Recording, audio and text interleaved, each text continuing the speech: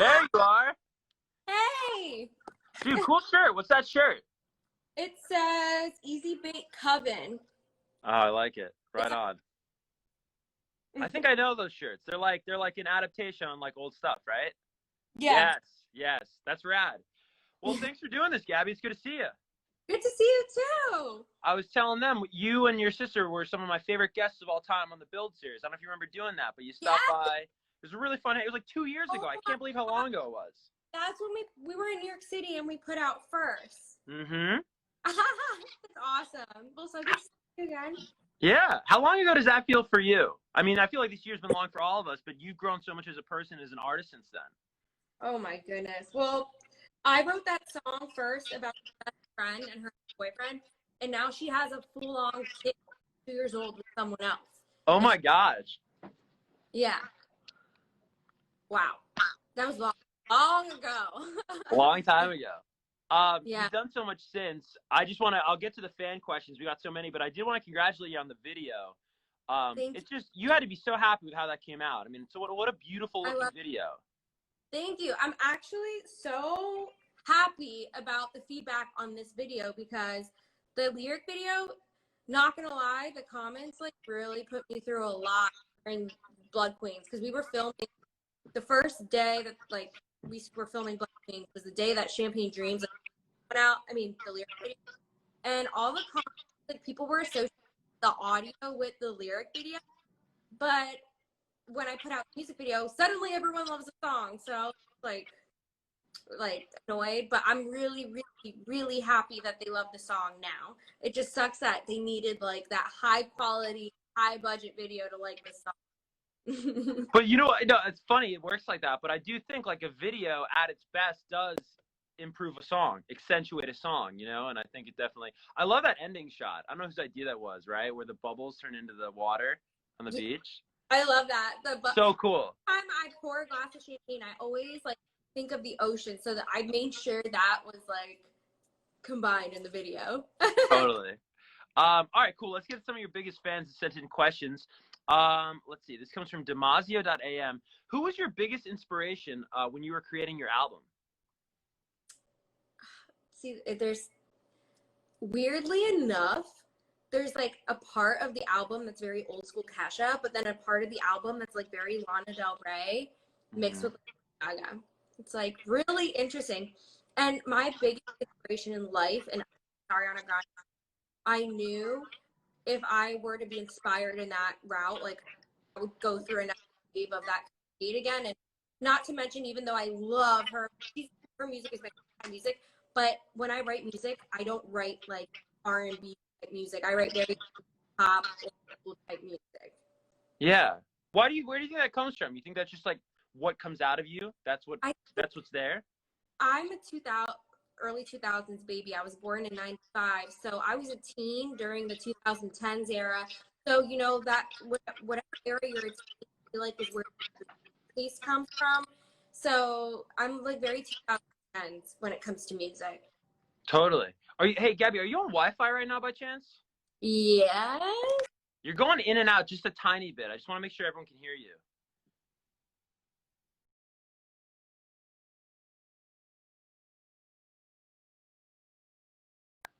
Uh-oh. Gabby, where'd you go? Wait, there you are. Okay. I hope we can hear you. You're going in and out just a tiny bit. I just want to make sure. If guys, let us know in the comments if you can hear both of us. But I love that though, and it's true. Like those are such formative years, and your favorite music, it becomes a part of you, you know, when you're growing up. For sure. Like Gaga is like, actually aside Ariana, Lady Gaga is one of my biggest music inspirations.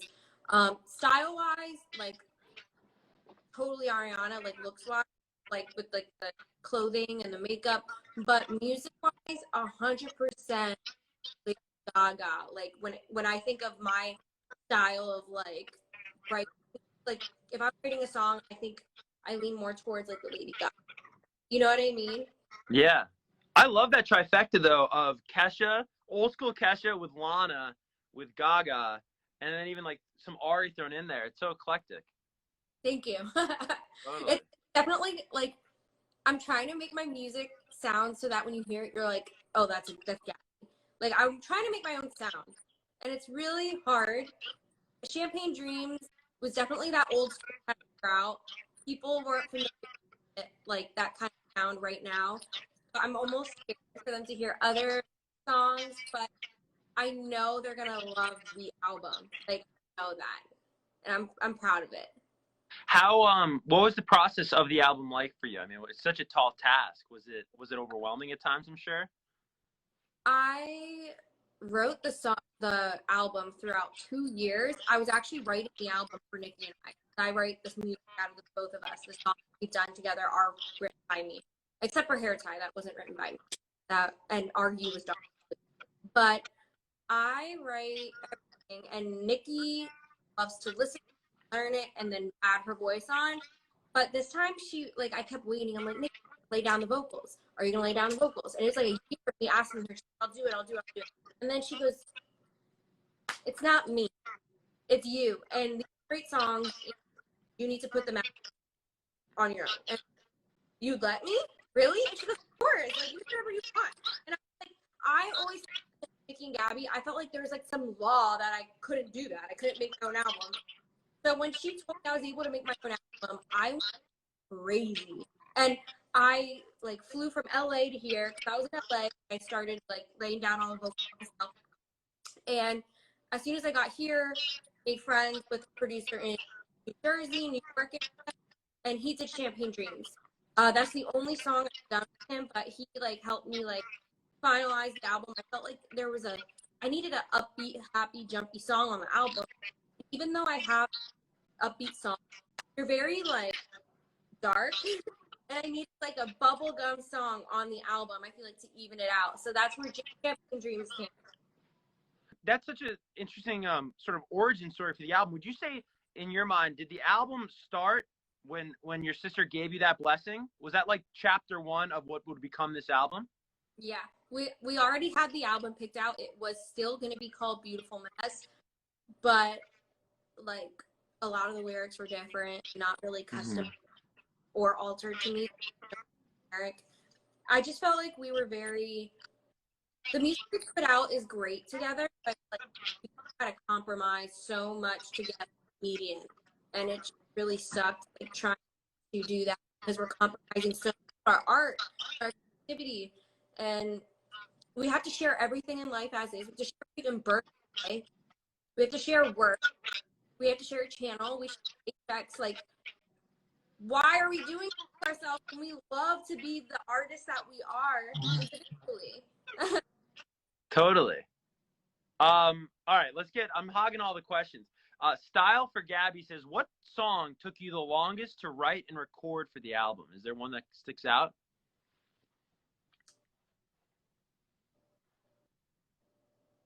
I'd say the song T, because the way that I sing that song is very like Kesha, and I'm not used to singing like that. So when I was laying down the vocals, Alina, who's one of my producers, is like, you gotta do it again. She never says that. Usually she's like, oh, that sounds great. Like, you gotta do that one again. Okay, let's just do it line by line, and then break it down line by line. You gotta do that again. It's literally for like 3 hours. And usually my quickest that I've recorded a song was in 30 minutes. Wow. From start to finish? Yes. Sometimes wow. If I really know a song and I'm really into it, I'll sing through the entire thing without having to like stop. Usually like when you produce music, you copy and paste the same chorus throughout the song. But if I'm really feeling the song, they'll let me just go through the whole thing. So interesting. Yeah. A lot of the comments are saying, spill the tea about tea. What can you tell us about tea? Oh my gosh. It's like a diss track. It's shady as fuck. It's really shady. It's like Yacht 2.0. What? Not about haters. It's literally about like, I don't even want to say who it's about because it just doesn't matter, but it's like about someone who you a friend that's not, I'm not friends with them anymore. Fancy babies know exactly who I'm talking about. I love how you're owning it, though. That's so badass.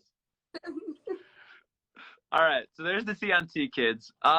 Gabby's Mermaid. What is the official release date of Beautiful Mess? Is this something that you're like ready to announce, or is this like, do you have a ballpark? I'm gonna say this in a fancy vlog, and Okay. I don't want to say it here, but the date did change for the better. I think fans will really like when it's for. But I do have a new single coming out very shortly, like very short, and I like can't wait to hear it. Amazing. Do you think you'll shoot a video for the new single as well? Are you thinking about it? I might have already shot it on Monday. Oh, really? Usually, Anything you tell? Any Easter eggs? Any teasers? Usually I tease a lot on my Instagram stories and Snapchat when I'm doing any kind of shoot, but this is the first shoot. I didn't post anything. So I'm not whatsoever, because when they see the first 3 seconds, they're going to be like, what am I watching? Is that crazy? I just don't think they're expecting this from me. Like, I just don't think they are. Wow. That's dope. And that's for the next song that's coming very soon. It's like the music video, like the way it looks, like it's just it's not expected, like at all. Wow. Now I'm very curious. All right, Gabby. Let's go to this one. Princessy Gabby. What's your favorite song on the entire album? Do you have one? I think it's Welcome to My Life. Why that one? Because it's like about my life, and fun fact, the verses are about how I left my ex-boyfriend for my current boyfriend, or like what was going on. I left him for Colin, and like it breaks down life is at the same time. So it's very personal. Right on. Is that hard to write? Like when you're in one relationship and as an artist, you got to reflect on your life. You got to write about maybe previous situations you've been in. Is that ever hard or tough, or do you have to talk to? It's a full-on song about how my ex cheated on me all the time. I feel like so many girls know how badly I was cheated on, and there's no anthem or track for that situation. Like I feel like songs about cheaters aren't really a thing, and I wrote one dating one years ago, so I figured they got to get some of those songs. Yeah, absolutely. Okay, let's go to vintage.gabs. What is your favorite episode from Blood Queens? The Wedding from Hell, the first that says it's a wedding from hell. This is a nice continuation. Gabs.vintage.love. Will there be a Blood Queen season 5? Yes, but it might take a little longer till we film that one. Okay. There's some tea. Definitely. But...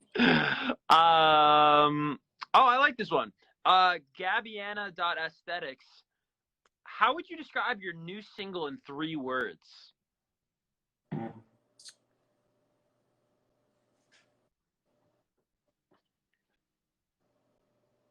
How do I do this? I feel like I can't say anything that because it'll give it away, but right. I like to say it's empowering. It's Gabi, like very Gabi, and unexpected.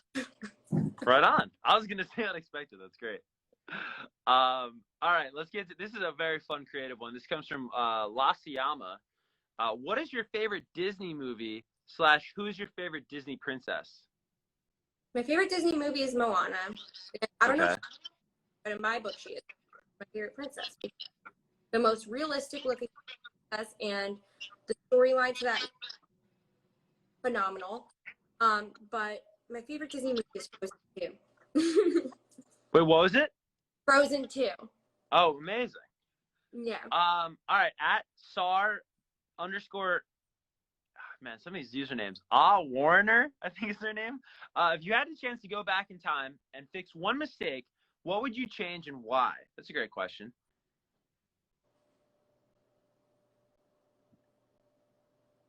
I would go back to last Christmas, and I would have enjoyed it more because I feel like I'm very overwhelmed with work, and I don't know. I just felt like this Christmas, like how to spend. So many people that I'm friends with, even people I'm not friends with, I feel like they were expecting so much from me because I flex all the day. So it was kind of depressing because I kept picturing like instances where people are like, and like that's my biggest fear is like I'm a huge people pleaser, and because people pleaser, I seriously ruined Christmas this past year. Like I really did not enjoy the holiday at all. So I'm gonna enjoy it this year. Have you, with a lot of artists are people pleasers, you know what I mean? And I think it leads to a lot of great songwriting, great art. But there's obviously, there's like a balance, right? You can overextend, you can give too much at times. Do you feel like maybe you found a healthy balance? Are you still trying to find that healthy balance of being good to yourself, but also being a people pleaser? I think I found it within the last 2 weeks. Oh, this show. Okay. What a contemporary question. What happened in the last 2 weeks? Just way less time on my phone. Yeah. In those 2 weeks, like I give too much of myself 24/7. Like if I'm not on Instagram story, I'm on Snapchat story. If I'm not on Snapchat story, I'm constantly responding on Twitter, looking through DMs on Twitter, like vlogs every 3 days, filming Niki and Gabi literally 4 days out of the week, writing songs, doing PR, like doing Blood Queens. I'm just like just stop. Right. Gotta stop. So I've just been like, I don't know, having fun with myself and Colin and the bunnies, and I just feel a lot better. I feel more alive than ever right now. Totally. There's some and I'm not anti-social media by any means. I love it, as I'm sure you do too, and how it gives us the opportunity to connect with so many people. But it does numb you, right? It numbs you just a little bit to real life at times, I forgot what it was like to live without constantly being on a social media. I felt like how I felt when I was in 2015. I was still posting fancy vlogs. I was posting a vlog once a week, but not forced whatsoever. And I was filming Niki and Gabi, and that's it. Instagram stories weren't a thing. It was just Snapchat, and I had a for my college friends, so I was never even posting on my main Snapchat. So I felt like I had a huge personal life, and like it got taken away from me when I graduated college. I feel like everything is work now, and wait a second, it doesn't have to be. So I'm definitely like getting my social life back. Like I definitely still have like friends I hang out with, but every time I'm with them, I'm always posting on like Snapchat or Instagram story, and I don't have to do that, Do you have any advice for somebody who is looking to sort of unplug and is struggling with that? Delete the Are there Twitter. any tips? Delete the Twitter app. I have my best friend Jess running my Twitter for the last 2 weeks. Literally, she was on my account. Yes, that was me favoriting things here and there, but like I literally did not even want to see anything on Twitter. I was like, Jess, here's the link to my blog. Can you tweet this? Or Jess, can you tell me like what's going on Twitter? And she'll log in and look, and she'll tell me what people are tweeting me or sending screenshots. And I just got back on the app this week, and I'm already starting to feel drained again. Not because it's just like I'm too focused on people's opinion. I love seeing what my fans and supporters and like fans on Twitter say. Like that's like literally why I go on, because they tweet me the funniest things. Like we have like the same humor. They tweet me the nicest things. They tweet me very encouraging things. But then there's like the occasional person that I didn't ask you to comment on. Like, you know what I mean? I didn't ask you to give your input, your 2 cents. The random person that just doesn't know who I am and only knows me on the TikTok video. I don't want to see what they have to say. So, yeah. Yeah. Twitter, that's the real troubling one, right? It's too like, I mean, it's just words. Like you could literally deteriorate someone's spirit from that app. Like, it's Well, we get terrible. so wrapped up in it, and then you go, well, that's just like some dude's thoughts. Like, you know what I mean? Like, that's just like one human being's thoughts, but it seems so legitimate because it's in writing, you know what I mean? And it feels like it's being sent directly to us, you know? Yeah. I It's felt tough. myself fall back into my body again when I did that. I don't like Twitter. I only like it because I love my fancy babies, and like that's the only way I can like speak to them regularly. When I go on, only for them. It's not for my career. It's not for someone to see a subtweet. It's not to do anything but for them. Like, so that's why it just really, really gets me irritated when someone who I don't even know wants to attack me, and I don't know, just a bunch of like Arianator pages that they don't even follow me. They say like something so mean, and then I'll click Yeah. on the page, and then they don't even follow me. So I'm like, why are you even saying anything to me? So yeah, I guess you could say most of the time, even when I'm not in like a TikTok scandal, most of the time people are hateful, like the people that still think I'm Ariana Grande. But that's it. And I truthfully don't like going on Twitter because of those people. Like, the things that they say are so mean. It's like you wouldn't even think there's a person behind that. To even Yeah. think someone would willingly say to someone. Like, Yeah. this shit destroys the human brain. It's crazy. It's crazy. And I know, of course, like when you take a step back, you can appreciate, well, of course, that says way more about them than it does about you, them behaving that way. But it's so hard. I mean, you're incredibly strong, Gabby, to be able to sort of to not only get past that, but to make art and share your art in the face of that. I mean, not a lot of people are that strong, so you're very resilient, and it's very admirable. Yeah, there are still a lot of Arianators that are so sweet that follow me, and they're like they support me too. The ones that aren't, like, I just don't even know how they're seeing my stuff if they don't even follow. Yeah. It's just They're taking time out of their day to check in on you. mm-hmm. You know, it's crazy. Well, I mean, of course, you have so much beautiful things happening in your life and exciting things, including the album, which is so you didn't mention why you pushed it back. Is that something you can share? Did you just want to get some certain things about it right? There's so much, enough about me. There's so much fucking wrong with this world. Right. That I should be using my platform to speak up about this crazy election that we're about to encounter. And I want to use my platform to help my voice and support what I believe is right. Mm-hmm. And I think the attention should be on me right now, not about me right now. Our country is shit right now. Like, I cry about it every night. Like, vote for Biden, please. Yeah. It's a lot. I think that's awesome that you're doing that, though, Gabby, for real. And just focusing on that for right now. That's awesome. I'm scared for this country. It's scary times. That was a scary night the other night. That was a really scary night. Yeah, I couldn't. It's horrible. Crazy. But yeah, I want to use my voice for the next month to promote, like, vote for Biden, like, you know, help try to do whatever I can. That's awesome. Saturday, I'm hosting something on Instagram Live also for the election. But Oh, nice. Okay. More info on that. Amazing. So that'll be right here on your Instagram, like where you're at right now. Yeah. Amazing, Gabby. Well, that's amazing that you're doing that with your platform, and we'll look forward to whatever you got in store Saturday, and also with the music that's on the way. We appreciate both. Thank you. Thanks for having me. Of course. It's nice catching up. It's so nice catching up. It's been so long. Crazy. Well, keep us posted with videos and whatever you got coming down the line here. Keep us updated. I will. It's a very exciting time era for the fancy babies, but also it's a very important one. Everyone should educate themselves. Anyone who's watching, educate yourselves on what is going on in the world right now. Use your voice. Not voting is seriously so detrimental right now. Like, it's so harmful. Like, please. Mm-hmm. A pumpkin spice latte costs way more than voting, so. That needs to be a t-shirt.